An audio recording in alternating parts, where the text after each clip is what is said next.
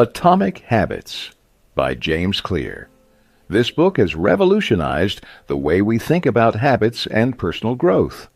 In Atomic Habits, Clear provides practical strategies to form good habits, break bad ones, and master the tiny behaviors that lead to remarkable results. Whether you're looking to improve your health, your work, or your overall life satisfaction, the principles in this book can guide you on a transformative journey. Imagine if you could improve every aspect of your life by just 1% each day. What if tiny, seemingly insignificant changes could lead to extraordinary results over time? In Atomic Habits, James Clear reveals the hidden power of small habits and how they can compound into life-changing outcomes. This isn't just about willpower or motivation. It's about creating a system that makes good habits inevitable and bad habits impossible. Stay with us until the end, and you'll discover practical strategies that can help you achieve your goals, no matter how big or small. If you've ever struggled to make lasting changes or wondered how successful people build their habits, this summary is for you. Let's dive in and unlock the power of atomic habits together. The surprising power of atomic habits. In 2003, a pivotal day arrived for British cycling. Since 1908, British riders had won only one gold medal in the Olympic Games. For 110 years, no British cyclist had won the Tour de France.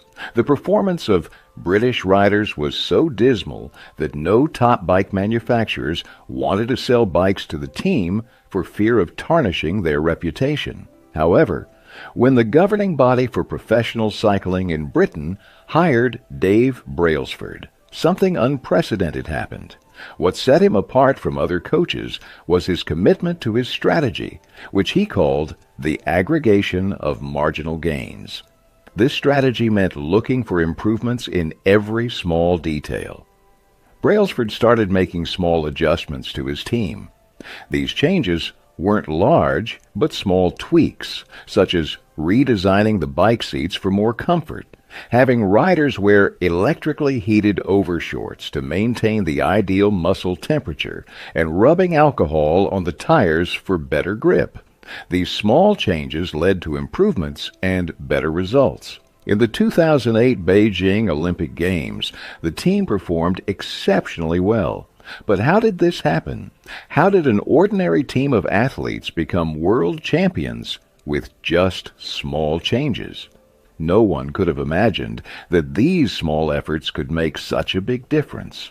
Often, we don't notice these small improvements, even if they are just 1%, but if you pay attention, they are very effective, and their effects are seen not immediately, but after several years. Let's see how this works mathematically. If you improve by 1% every day for a year, you will end up 37 times better by the end of the year. Habits are like the compound interest of self-improvement. Their impact doesn't show up in a day, but definitely becomes visible after months of practice. However, the sad part is that these habits work at such a slow pace that it often takes a long time to get rid of bad habits. If you eat an unhealthy meal today, your weight on the scale won't change at all. But if you keep repeating this, you'll see toxic results. As it is said, whether you are successful or unsuccessful today doesn't matter as much as your habits, which determine if you are moving in the right direction or not. How your habits shape your identity, and vice versa. Why is it so hard to break bad habits, while good habits are so difficult to adopt? Despite our best intentions, once bad habits take hold, they don't let go easily. We may try our best to change them, but often fail, and the reasons are: 1. We try to change the wrong things, and 2. Our approach is not effective. Many people start the process of change by focusing on what they want to achieve. This leads to outcome-based habits, but if we start building identity-based habits, we focus on what we want to become. Imagine two people who want to quit smoking. When the first person is offered a cigarette, he says, "No thank you, I'm trying to quit smoking." This response seems reasonable, but it implies that he still identifies as a smoker who is trying to become something else. He wants to change his behavior, but his beliefs remain the same. When the second person is offered a cigarette, he responds, "No thank you, I don't smoke." Notice the subtle difference. This simple change in phrasing shifts his identity. He no longer identifies as a smoker. Most people don't think about identity change when they seek improvement. The more proud you feel about a certain aspect of yourself, the more motivated you will be to adopt new habits.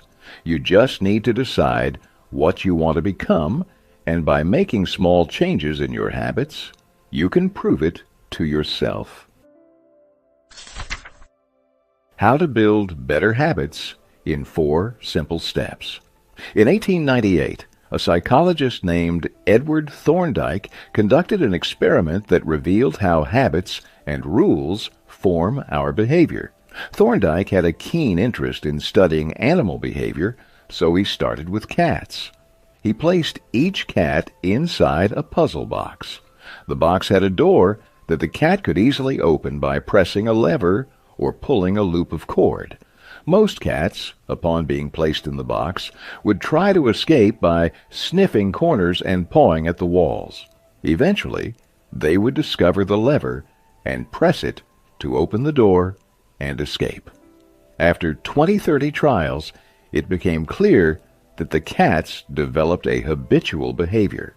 Upon entering the box, they would immediately press the lever to escape. With repeated practice, the cats made fewer mistakes and focused on the solution. Thorndike described the learning process as follows. Behaviors that produce satisfying results are likely to be repeated, while those that produce unfavorable results are less likely to be repeated. The process of creating habits can be divided into 4 simple steps: cue, craving, response, and reward. 1. Cue. The cue triggers our brain to initiate a behavior. It acts as a signal for the brain to start a routine.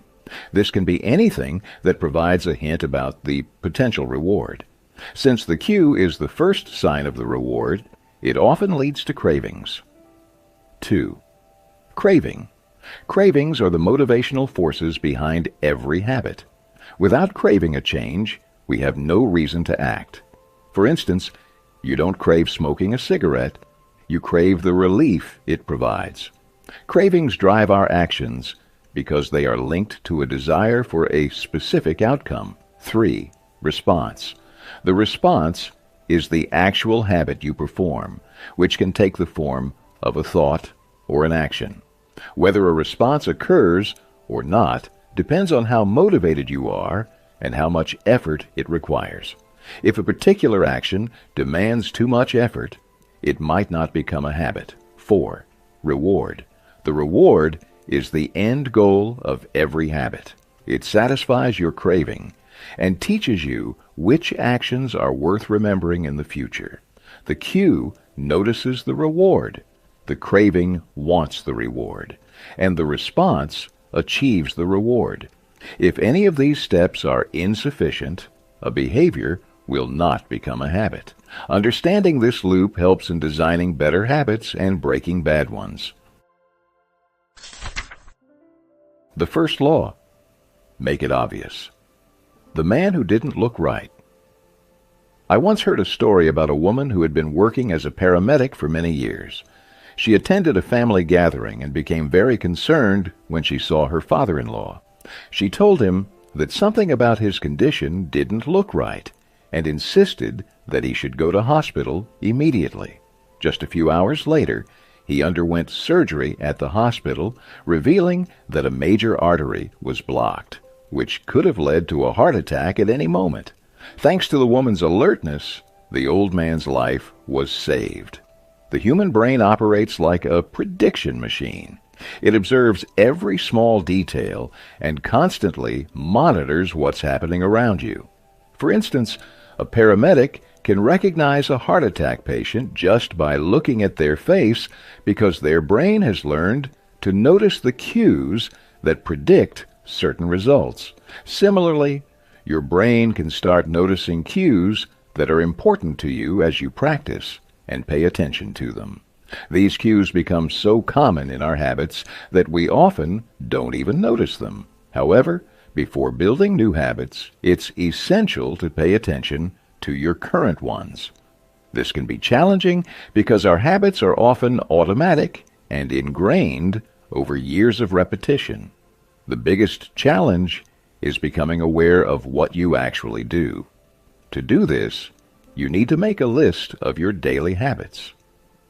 Once you have a complete list, scan each behavior and ask yourself whether it's a good, bad, or neutral habit. Just score your habits without trying to change anything initially.